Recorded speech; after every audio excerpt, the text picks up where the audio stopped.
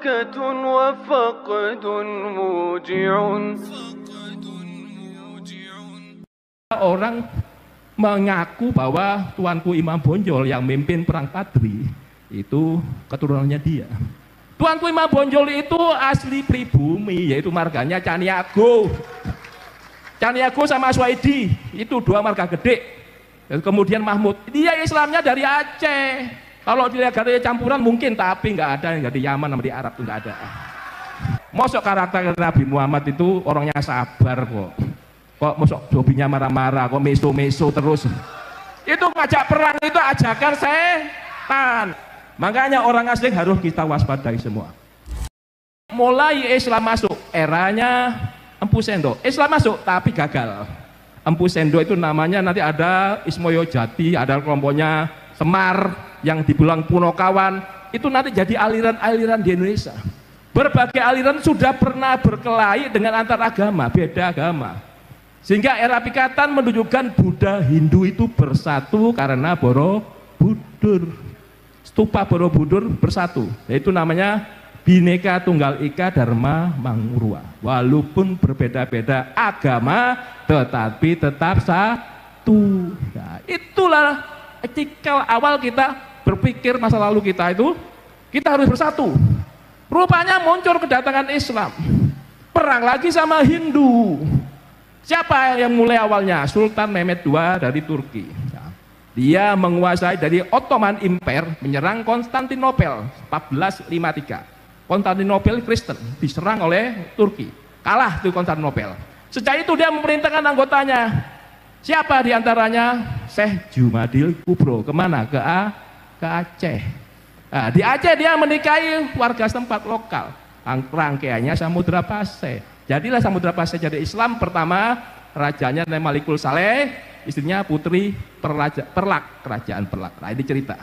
Nanti dari Aceh ini leluhur Aceh menyerang ke wilayah Batak. Ada Tanah Karu, ada Binjai diserang menjadi Islam. Nanti menyerang ke Padang. Padang itu juga terpengaruh oleh kalangan dari Arab tadi. Itu kisahnya. Kok ada orang mengaku bahwa tuanku Imam Bonjol yang mimpin perang Padri itu keturunannya dia. Tuanku Imam Bonjol itu asli pribumi, yaitu marganya Caniago. Caniago sama Swaidi itu dua marga gede. Kemudian Mahmud, dia Islamnya dari Aceh. Kalau dilihat dari campuran mungkin, tapi nggak ada yang dari Yaman sama di Arab itu nggak ada. Nah, nanti kalau kita logika asli aja, perang Padri itu ada 3 gelombang. 1803 sampai 1821. Selama 18 tahun Imam Bonjol mimpinnya 1815. 1803 itu masih tuanku. 1815 berarti kedatangan orang itu kan 1832, berarti logikanya nggak nyambung. Karena Imam Bonjol berkelahi dengan adat kerajaan Pagaruyung. Pagaruyung nggak mau masuk Islam, berkelahi terus dia. Apa yang terjadi? Yang adat kalah, Pagaruyungnya kalah, menang Islam. Adatnya minta tolong Belanda. Bersatulah Belanda dengan adat ini berkelahi dengan lawan Padri, kelompok syariat Islam. Setelah itu raja terakhirnya Sultan Alam Gagarsah masuk Islam, sehingga Padri mau menerima adat. Adatnya sekarang ada di Padang, namanya Nagari. Nggak mau dijadikan kepala desa, maunya Nagari terus. Seperti yang di Ambon juga gitu, maunya raja disebut, nggak mau disebut dengan desa, maunya raja. Kalau adatnya dia begitu, ya sudah diikuti, jangan dirubah dari luar. Ya itu kan, pertahankan adat masing-masing. Berarti kalau Kalimantan ada orang luar masuk, nggak menghargai adat, akhirnya berkelahi lagi. Makanya jangan seperti itu. Nah ini leluhur kita sudah mencatat masa lalu. Jadi adat Islam datang berkelahi. Jamul Kubro ini nanti punya anak Maulana Ishak, Maulana Malik Ibrahim. Di situ ada juga ada satu yang sulit jadi Muhammad Bakir, ini nggak terkenal, tapi anaknya juga ada Ibrahim Asmorokondi. Nah, 4 inilah yang nanti menghasilkan Wali Songo di Jawa Timur paling banyak. Jawa Timur, Jawa Tengah. Sunda ini dari mana? Dari Sultan Nur Alam. Nur Alam itu punya anak namanya Raja Abdullah, Raja Mesir itu. Ini keturunan Rasulullah. Raja Mesir ini pasti ingin menikahi Roro Santang. Roro Santang itu siapa? Tadi Walang Sungsang, Roro Santang, Kian Santang itu anaknya siapa? Anaknya Subang Larang menikah dengan Prabu Siliwangi. Subang Larang anaknya siapa? Anaknya Ki Gedeng Tapa. Ki Gedeng Tapa bapaknya siapa? Giri Dewata. Giri Dewata bapaknya siapa lagi? Bunis Sora. Bunis Sora itu sepupu dengan keluarga Linggabuana tadi yang kalah. Nah ini punya bapak lagi namanya Linggawi Sesa. Berarti kalau Linggabuana itu nanti rangkaiannya menelurkan Prabu Siliwangi dari Niskala Wastu Kencana. Punya anak lagi Dewa Niskala, kemudian punya anak lagi namanya Prabu Siliwangi. Ini menikah dengan Subang Larang, masih saudara. Tadi kita ini semuanya ini yang ada di depan saya juga pasti ada yang keturunannya Prabu Siliwangi. Istrinya aja banyak 148 bahkan lebih tuh. Berarti kalau anak-anaknya berapa? Mungkin semua Jawa Barat itu mengandung Prabu Siliwangi. Silang, ya saya sama Pak Bandani sama dari Sapiudin. Orang secara Jawa Timur kok ada di sini. Ya ada 3 tai lalat di pipi saya, 3 tai lalat jelas gitu. Jadi ciri khas semuanya saudara, saya yakin. Semuanya keturunan Wali Songo. Enggak lihat pangkat. Bahkan tukang becak pun bisa keturunan Prabu Siliwangi. Mungkin bahkan pelopor koran bisa karena nggak tahu. Kalau diungkit-ungkit ini ceritanya. Prabu Siliwangi dulu itu mempertahankan Hindu Buddha bersatu. Islam datang dia jealous, marah dengan namanya Sunan Gunung Jati. Tadi Sarip Hidayatullah itu anak kandungnya Roro Santang menikah dengan Raja Abdullah. Makanya bawa bapaknya menikah itu. Raja Nurul Alam ini mengislamkan Patani Selatan. Patani Selatan itu di mana tepatnya? Di Thailand. Nanti kalau sampai datang keturunan Prabu Siliwangi ke Thailand akan dihormati sebagai warga kehormatan di Patani Selatan. Saudaranya lagi siapa anaknya si Abdullah? Raja Baabula. Di mana? Ternate. Kalau kita lihat yang ada di Sultan Mindanao, itu Filipina ya. Kemudian Sultan Sulu, itu juga rangkaiannya dari ini Sunan Gunung Jati sama Palembang, termasuk Sultanan Johor Malaysia. Saudara, kenapa kok bisa dikatakan itu? Karena Roro Santang waktu setelah menduduki Gedeng Tapa, keluarganya itu menduduki Singapura. Singapura dulu awalnya dipegang oleh Sriwijaya, akhirnya dipegang kelompok Islam sana. Kenapa kok bisa dipegang Inggris? Itu namanya Kristen datang. Siapa? Kelompok misionaris dari semua orang-orang kolonial membawa agama Kristen. Perang lagi kita Islam sama Kristen. Dengan pengalaman itu, untuk saat ini jangan mengikuti model itu. Berarti kalau dilihat benteng Belanda itu pasti sebelahnya Kristen, sebelahnya Islam. Ini di Ambon terjadi. Setiap benteng yang ada di Ambon, Islam Kristen. Begitu disulut, perang agama terjadi di Ambon. Siapa pemicunya? Semuanya adalah orang asing. Orang bumi itu ditipu, selalu ditipu. Makanya saya tidak sependapat kalau di sejarah Indonesia itu ada pemberontak. Ada pemberontak Trunojoyo, ada pemberontak. Saya nggak senang. Itu namanya aslinya perang saudara, bukan pemberontak siapa menang siapa kalah. Karena yang menang pasti jadi pahlawan, yang kalah jadi pemberontak. Itu nggak benar. Aslinya perang saudara. Karena berbeda pandangan, jadilah dia saling nggak setuju ribut. Pak Karno waktu jadi presiden mempersatukan Nusantara. Siapa yang mempersatukan ide pertama dari keluar? Ide persatuan dari Aceh, yaitu PUSA, Persatuan Ulama Seluruh Aceh. Dia mengorbankan duitnya dari Aceh, kaya dia.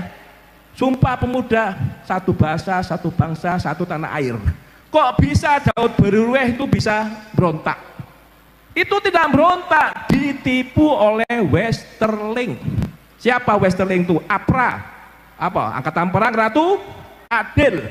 Dia menganggap Satrio Piningit seakan-akan sebagai Ratu Adil datang dari keturunan Turki. Datang Indonesia ini kan semuanya senang kalau ada keturunan Rasulullah. Ya, betul kan? Dia menganggap Ratu Adil. Ditipulahnya Daud Berurweh, akhirnya ngelawan Pak Karno, termasuk Sumarjan Kartosuwiryo, Jawa Barat ya kan. Kemudian Jawa Tengah namanya Abmir Fatah. Kalimantan Selatan namanya Ibnu Hajar. Kalau Sulawesi Selatan namanya Kahar Muzakkar. Mereka sebenarnya itu pahlawan aslinya, ngelawan Belanda juga. Karena berbeda pandangan, akhirnya berkelahi ini antar pribumi. Yang kalah dibilang pemberontak, yang menang jadi pahlawan. Inilah sejarah Indonesia, jangan harus dirubah. Itu saudara semua. Berarti PRRI Permesta berontak, emang dia pemberontak? Tidak. Dia aslinya itu melawan Belanda juga, karena pahamnya nggak cocok di hatinya, ribut.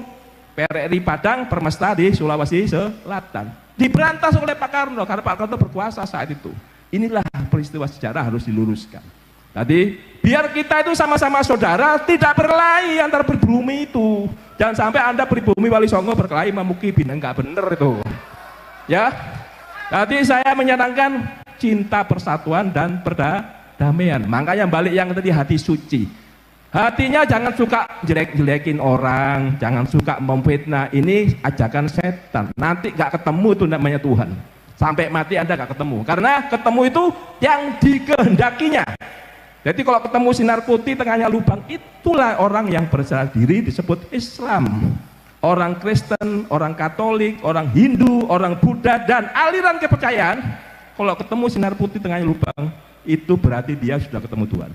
Pasti hatinya ikhlas. Di atas kalau mudah gitu semua salaman. Tidak ada perang di Indonesia, tidak ada konflik. Indonesia ngegas 2045 menjadi Indonesia emas gitu. Nggak ada lagi dibayar orang asing. Makanya ada namanya pangan tadi. Negara wajib menjamin kedaulatan. Negara wajib menjamin ketersediaan pangan, ketersediaan energi, dan ketersediaan air. Itu programnya Pak Prabowo.